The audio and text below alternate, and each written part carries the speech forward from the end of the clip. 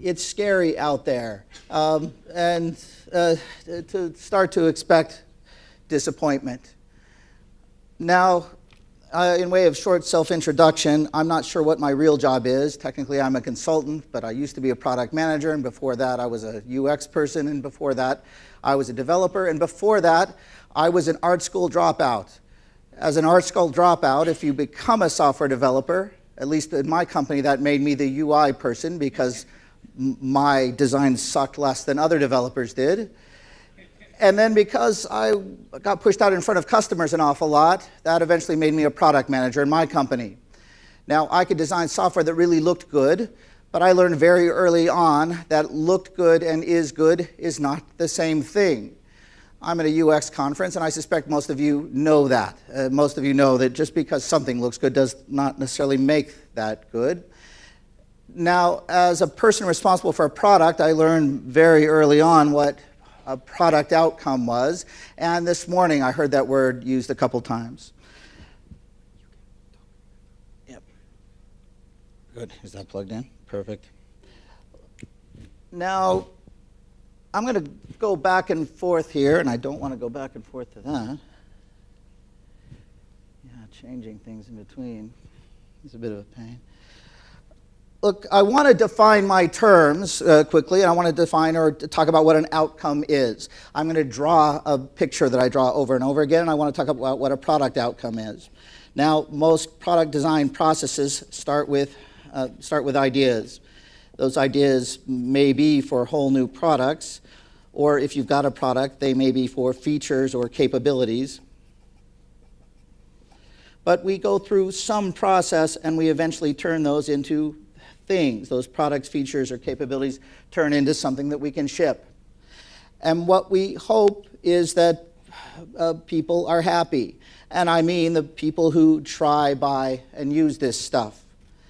Now, I spend a lot of my life, we used to use words like goal and objective and things like that. I spend a lot of my life reminding people that, well, that giving them a slightly different language, that it's everything between this idea and this delivery. That's output. That's what we make. That's the stuff we worry about when we talk about cost and time. And, well, we start referring to all that crap as scope. But what matters is what happens when things come out. And, well, I'm going to refer to that stuff as outcome. If we measure output in terms of time, cost, and scope, we measure outcome completely different. We measure outcome in terms of how people change their behavior. Look, if we deliver features that allow people to do things, that's interesting, but what we care about is if they actually do things. And once they actually do things, we can look at their satisfaction or, well, their emotional response. Now, if we're in the product business, it's not about making people happy. If we're in the product business, it actually is kind of about making our company happy.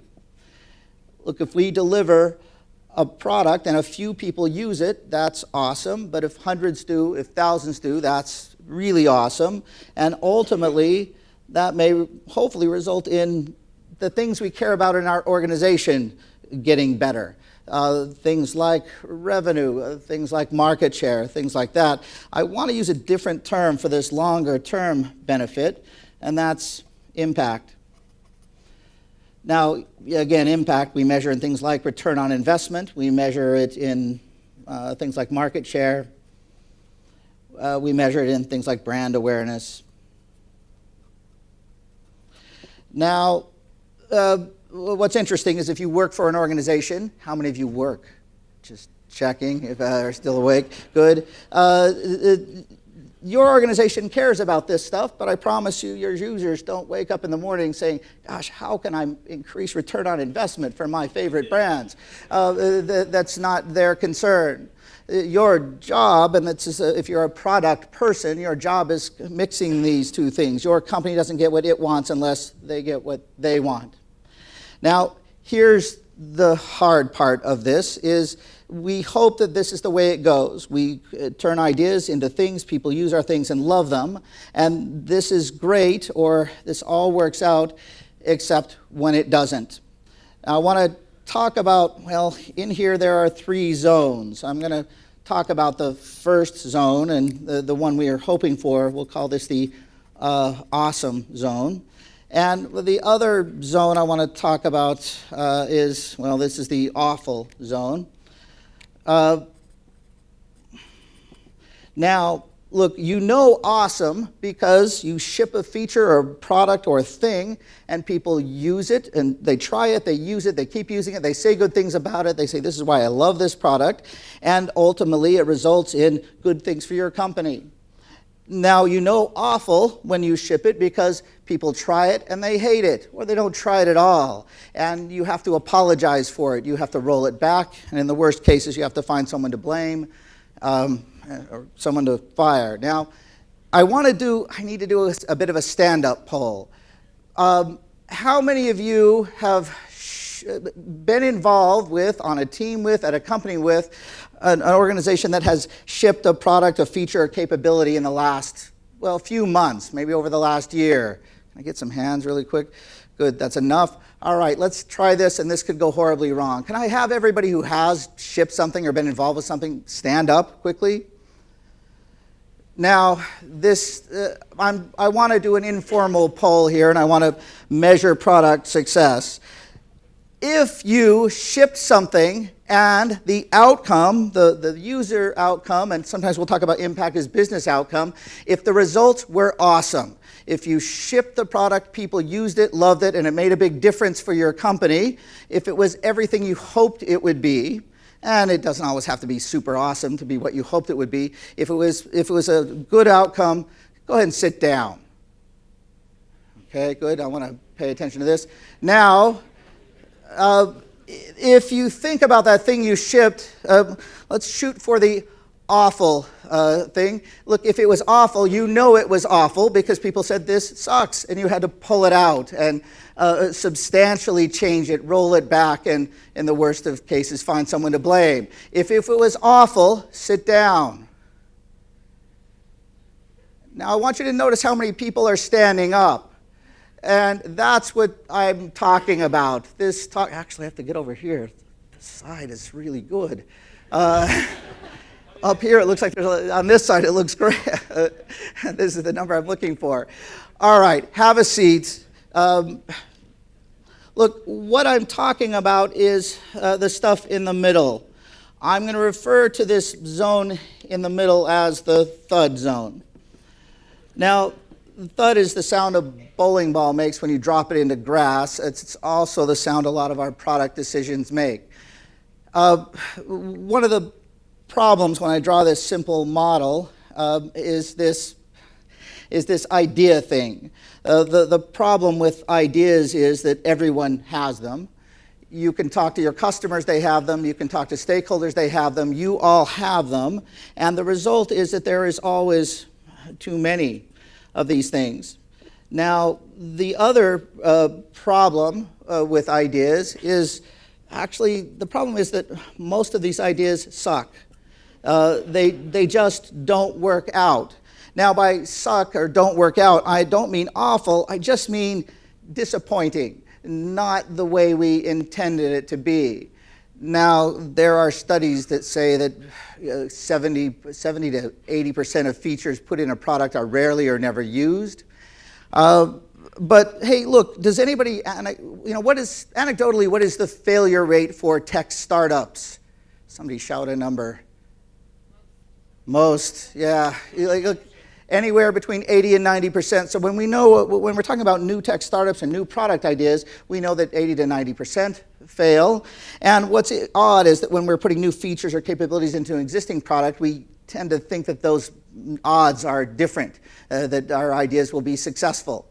And in fact, they're not so successful still. I follow behind a product guy named Marty Kagan an awful lot, and I remember him now Kagan has a book on product management called Inspired. It's a great selling book. Marty said to me nonchalantly one day that if you're really good at this product stuff, you will be right as much as 30% of the time. Now, I immediately inverted that number in my head and said, you mean if I'm really good at all this design stuff, I'm going to be wrong 70% of the time? And he said, well, no, that's only if you're really good. most people aren't that good, and you should expect a fair bit of failure. Or look, even if you're sort of right, you're going to have to iterate an awful lot to be actually right.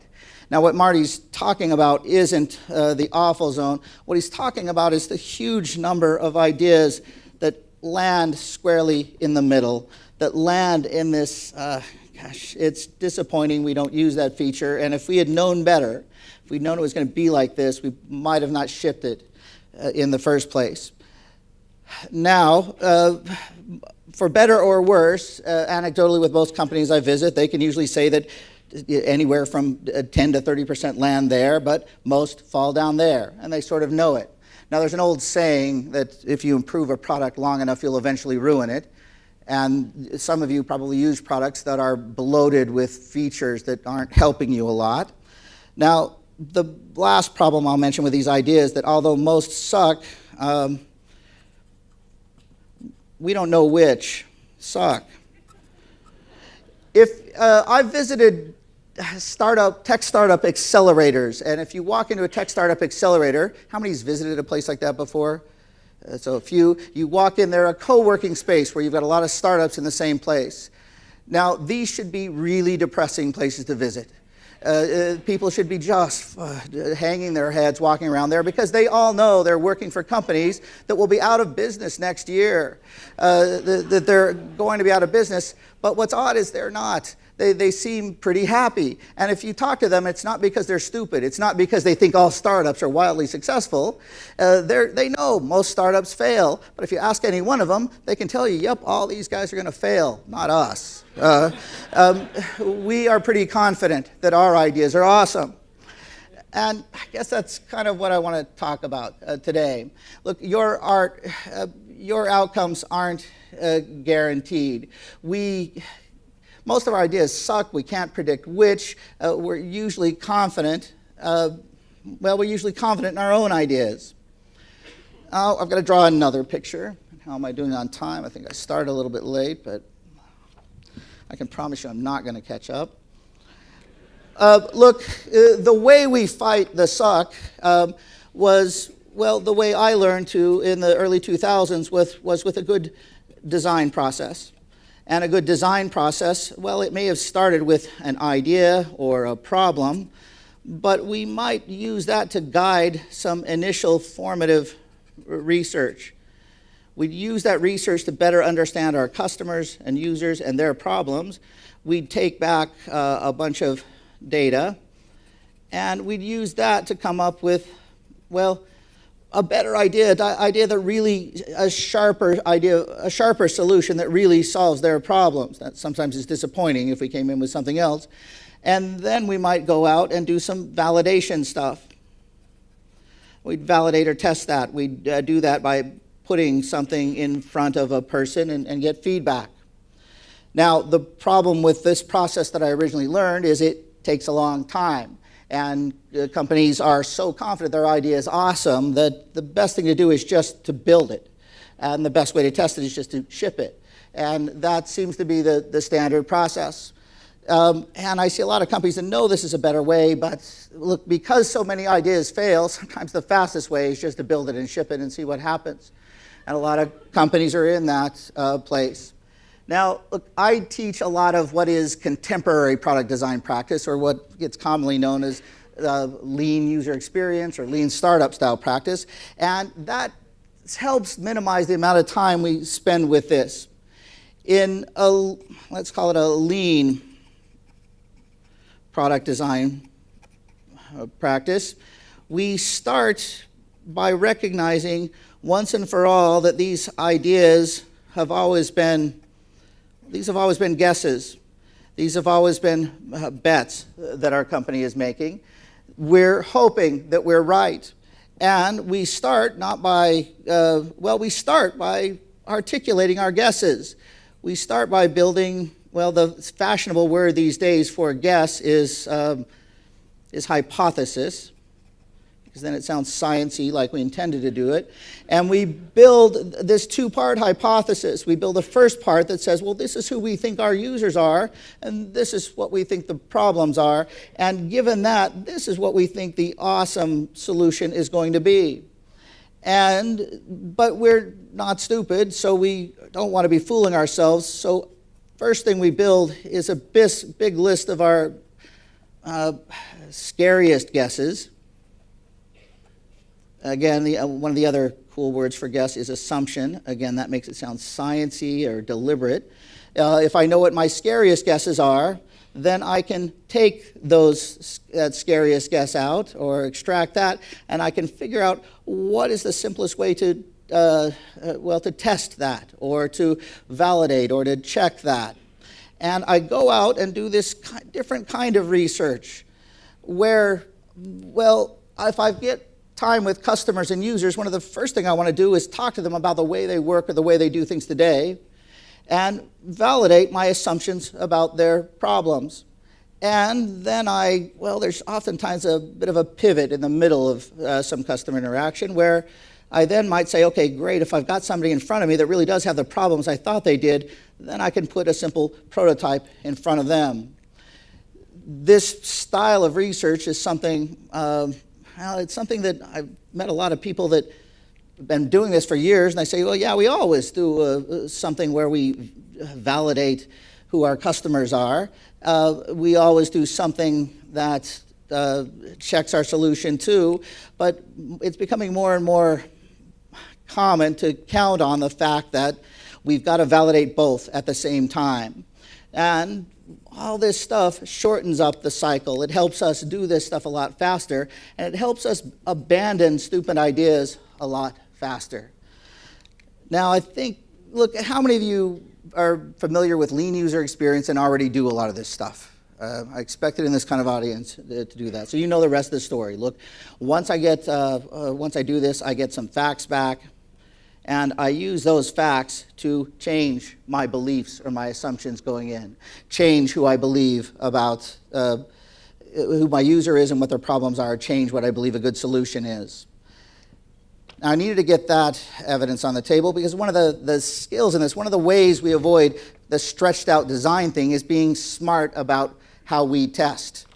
Now, if we look at this continuum, because we want to learn fast, we want to kill dumb ideas faster, if this is a continuum that starts with fast and cheap on the left side, chuck that pen, and ends in expensive and time-consuming.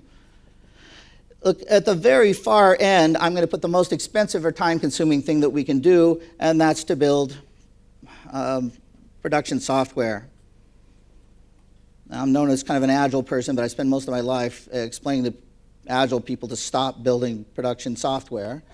If I look at the far left edge of this, well, the cheapest, fastest thing I can do is just to talk to users to get out of the building.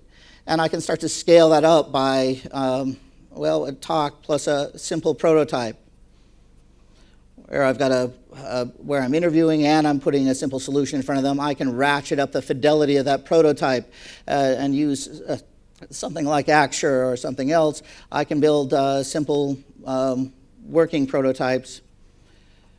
And we slowly scale things up. Somewhere in here I might have A/B tests, and somewhere in here we start adding code and things get more sophisticated. Now, our job, if we're going to really control how much we spend to learn, is to slowly ratchet this up. Now, the other axis of this, and I should say this two-dimensional chart that I'm scribbling out that you can't possibly read comes from a guy named Gif Constable. And it's a variation of his stuff. He's got a pamphlet-sized book called Talking to Humans. It's a good book on that. But if we look, the vertical axis here has to do with our confidence. And since we're overconfident, maybe we can think about it as risk.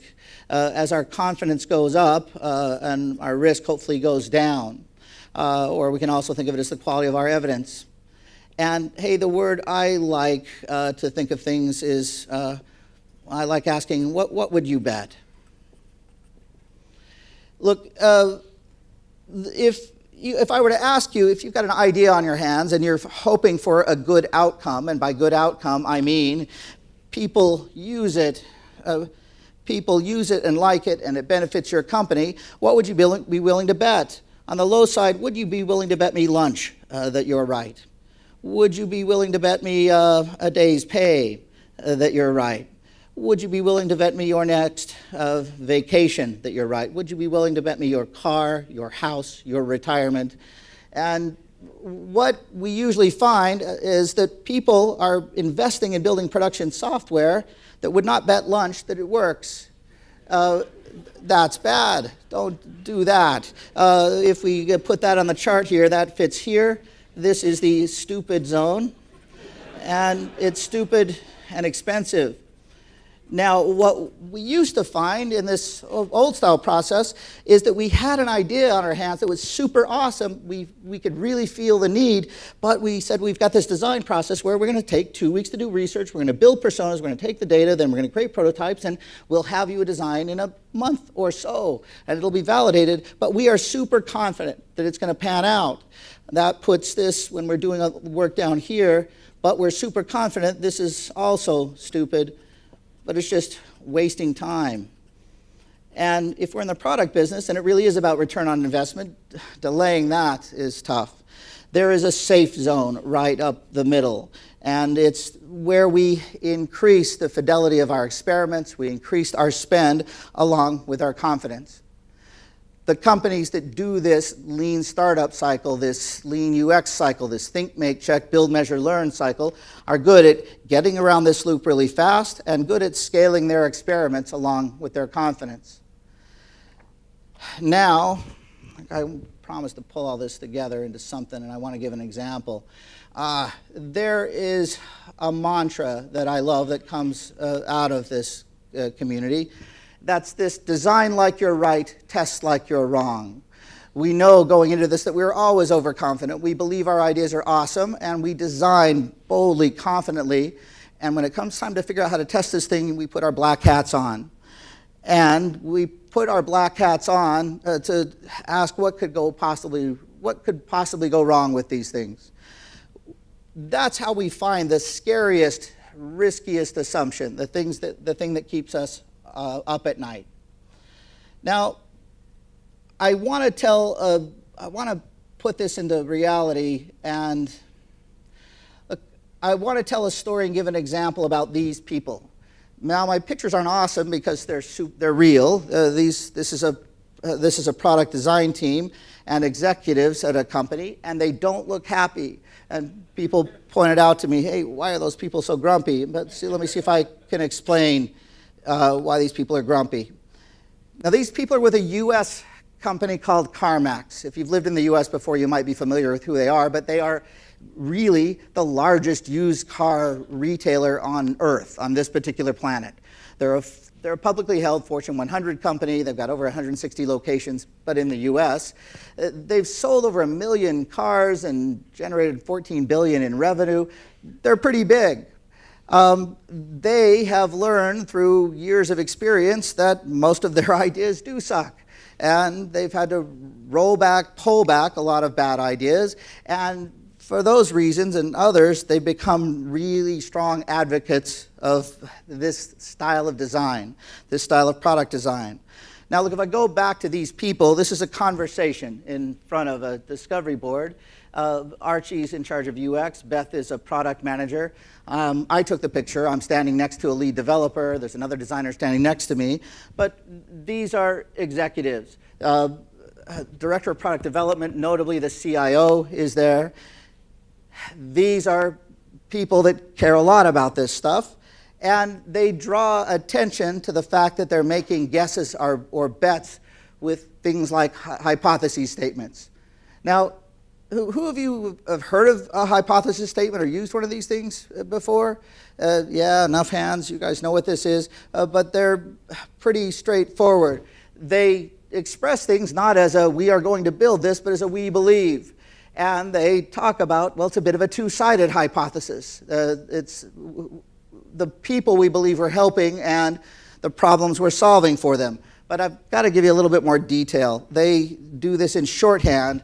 That first hypothesis on the left that says, "We believe by providing Maureen decisions on all vehicles, she'll be more empowered to buy a car, and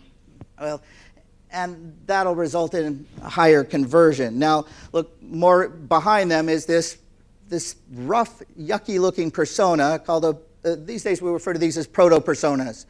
Remember, I said we now start by guessing or deciding what we understand about users, but we treat personas. That's been a helpful thing. We assemble a persona based upon what we believe is true, and these teams at CarMax are talking to users every single week. They've got lots of data, but their data is mixed with assumptions and facts and other things. And they extracted a segment, and they're calling this person Maureen. Maureen is someone who wants to buy a car, and she's someone, well, if you buy a car in the US, and you got to tell me if it's like this here, you walk the lots, you find a car you really love, you get to the point where you're about to buy it, and if you need financing on that car, you then sit down with a finance guy, and it's one of the most miserable 1 to 2 hours of your life. You'll sit with them, they'll go through your credit, they'll tell you what you can and can't afford, and it's painful, and it sucks, and everybody sort of hates it. Now, is that the way buying a car works around here? Do you finance cars? Maureen is someone who needs financing to buy a car, but she's not someone who's hard to finance, but she is someone who, once she figures out what she can finance, will then use that information to turn around and make different car decisions. And she looks at car decisions not based upon necessarily the price of the car, but based upon how much her payment's going to be and what kind of rate she'll get. For her, the financing is a big part of her decision. And once she figures out she can afford this BMW, she might want to look at this Mercedes or this Audi. She's not looking at cheaper cars necessarily.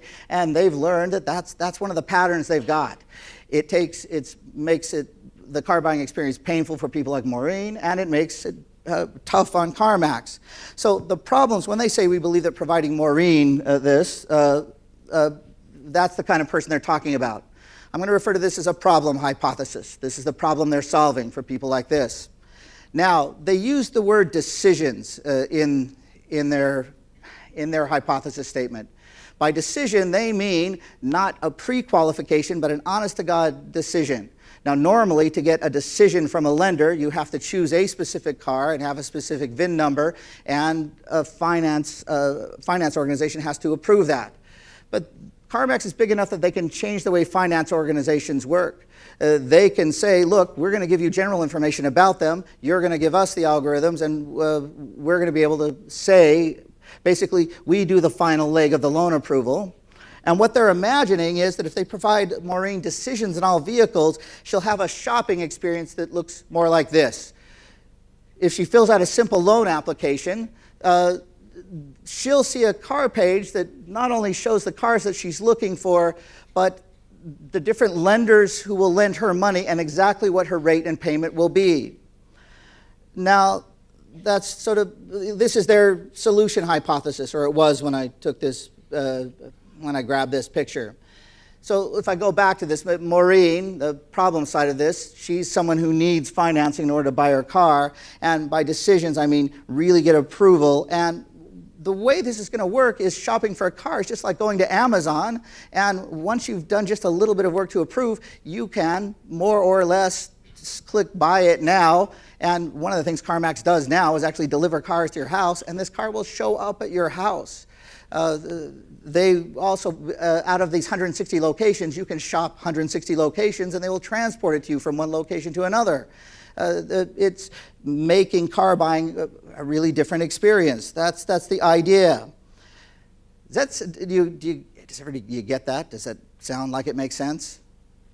So say, yeah, well enough. Good. Look, they've been putting this prototype, the one I showed you a picture of before, in front of people and talking with them about that experience. They've done these two-part interviews where the first part is about validating that people really do find that it sucks and find this a hard part about buying cars. And then halfway through, they'll say, okay, we've been working on solutions for people like you, and I'd like you to imagine that you filled out this simple finance application, and then you saw this screen.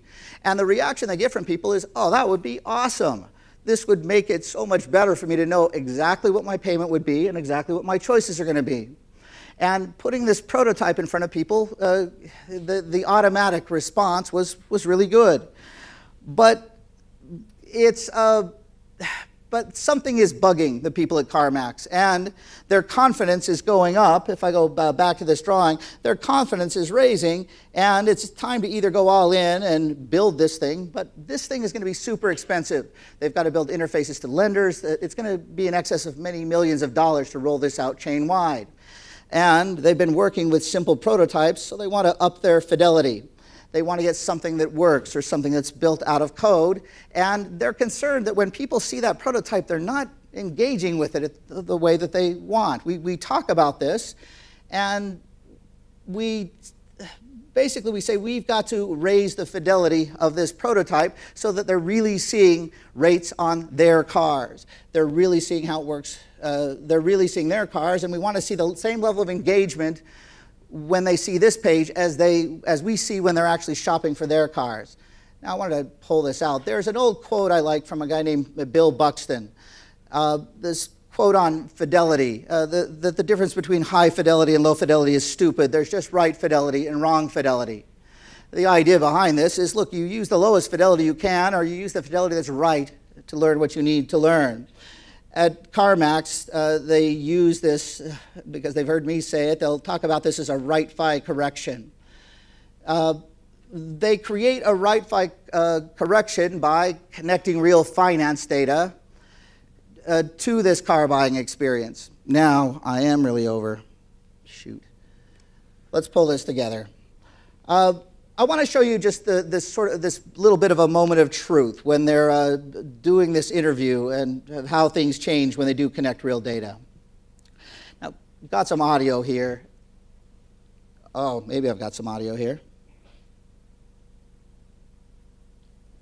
Hold on a second.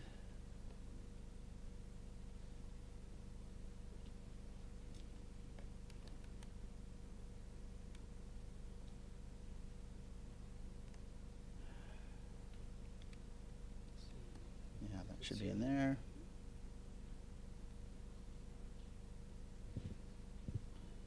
This will go.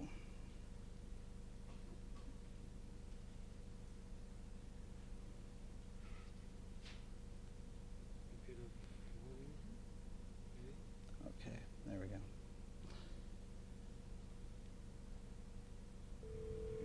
Okay, good. Realized I started 10 minutes late, and now we're really past 10 minutes late. Hello, this is Matt. Hey Matt, this is Archie Miller calling from CarMax. How are you? Good, how are you? I'm doing pretty good. Hey listen Matt, you had recently filled out a survey on our website saying that you might be able to help us with some research. Is that still the case? Yeah, sure. Could you just hold on like 30 seconds? Yeah, no problem. Take your time. Anytime at roccoscollision.com. Now, I was joking about not getting out of the building. These people do a lot of not getting out of the building in that they use this tool called Ethnio. Has anybody used Ethnio before? Just a couple people in the back. Look, this allows them to put a screener on their live website, catch people really looking for cars right now or right this second, call them, and in this case they called this guy at his work, and he says, let me put you on hold. He's going to run to the back office and talk with them. Now, Ethnio is a way that these people can talk. They get out of the building figuratively many times a day, every day. And they do spend a lot of time at dealerships and a lot of time working directly with people. Now, look, I'm going to skip past some of these recordings. Look, one thing for you to know is that design is a team sport. Archie leads UX. Beth, sitting across from him, is a product manager. And in the room are me and other people. Now, I'm going to go past the recordings because notably in the room is the lead engineer. And the lead engineer has created somewhat of a jankety prototype where once he understands what the person is looking for, he can wire the prototype so that it is showing exactly his search returns with this data live in it. Now, they talk to the customer about the way they finance or the cars they're looking at today. They set it up so that he can browse the website. They can watch him work and see make sure that he's really looking at cars that he cares about, that he's passionate about. So you kind of scroll around. So you should be able to... Yeah, let's get to this. They get him to a moment of truth or about halfway through, and they say, look, well, it's, Went up here and I typed ML350. Okay. Okay. And then specifically, I wanted certain things. I would probably did that. That's probably it. Okay. There were others, probably this one too, which I didn't notice before. Okay. And then that's really it. So do you have a budget in mind that you're looking to stay around? I do, Okay. and they're all right around it. It's 40, give or take, Okay. and they're all pretty much right around there anyway. Yep. Some are 14, some are 13s, which is tough. None of these are 14s. It seems the ones with the features, with the bells and the whistles, are not available, Okay. or price-wise. But, Yep. Yep. Okay. probably went to my stand. So, so Matt, if you don't mind, I'd like to do a quick role-playing exercise with you if I could. Okay. So. I wanted you to hear that pivot, and I want to go back to, well, let's just get here. This is where they transition into, okay, we understand this person is well set up to understand this solution, and now we want to put the solution in front of them. And it's Okay, showing I'm their gonna real take control car, just one the second cars they're just to looking go for. through this role-playing exercise real quick, Matt. So let's say that you went on our site, and this is an example of what an online application might look like, the different types of things that we would ask. And let's say you went online, you filled this out, and then you have an apply button. And after you hit an apply button, you get an immediate response. So I wanted to show you what that response would be and then get your reaction to that, all right? Okay. So let's say you fill out the application, you hit apply, and this page comes up. Can you give me your reaction to this? You're pushing me into a car. That's my initial reaction. Okay. Now, I wanted you to hear that. You know what? There's a lot of people will ask me, how do I tell if people really value my product, or what kind of questions do I ask in an interview to make sure that they value it, things like that. And my response is usually it's a little like asking me, how do I tell if my wife is mad at me? If you have to ask, she's mad at you. And if you have to ask if people value your product, they don't. Usually people will effuse one way or another. And what's interesting is when people started seeing the cars they were passionate about with this finance data, they started getting a lot of, well, you're kind of pushing me, or these rates seem high compared to my bank. I think I want to check my bank. Why are the rates changing on different cars? Because this is all the stuff they talked with the finance guy about before. And what's interesting is a lot of the feedback they're getting is exposing them to this finance data early, and it's ugly, and well, the consensus was, and we just heard about talking about decisions, we're taking a tough decision and making it even tougher. And this just isn't panning out, this idea that people can really take control of their car buying experience, and that's what they're talking about here. Now for CarMax, this is hundreds of millions of dollars they'll make if they just get single-digit increases in sales. This is a big deal. And this hypothesis sounds great. And what I want to tell you is they've been battling this for a while. And this is the point I want to leave you with. With most customers I work with, we spend a lot of time swimming in this thud zone. We spend a lot of time testing things and retesting things. I like the way Richard said this. I think Richard said about being, well, expect to be disappointed, expect to fail a lot. And much of the time we are left with trying to make decisions about whether to ratchet up our experience or whether to go forward. Look, the way this discovery stuff works is we drive towards clear success or obvious failure. We know when we're awesome and we know when we're awful, but it's when we're swimming in this thud zone that makes everything tough. We spend a lot of time controlling how much we spend, trying to decide, do we do one more experiment or have we had it?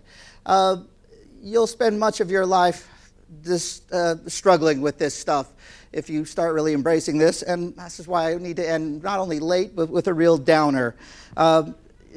Get used to it. I think I'm going to end there because I am so late. Thanks very much.